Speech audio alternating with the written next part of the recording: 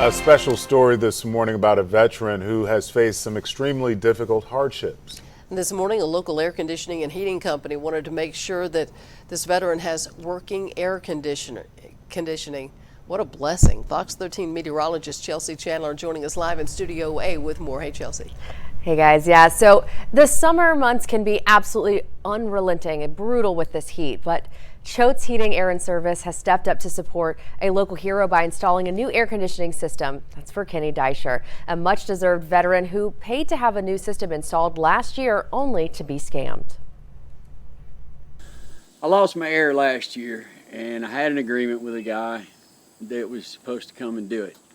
Well, he took my money, but never showed up with the equipment, except for a couple of pieces, and then I didn't hear from him, and it's been over a year.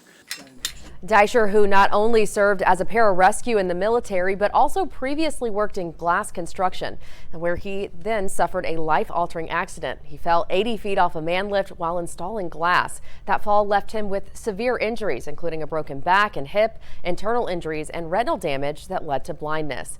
He was airlifted to a nearby Arkansas hospital in Jonesboro for emergency treatment and has been on a long road to recovery ever since.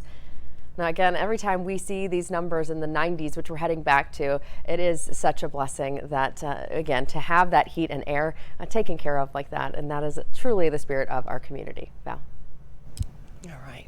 That's great. Great news. We love the good news stories here. It's 5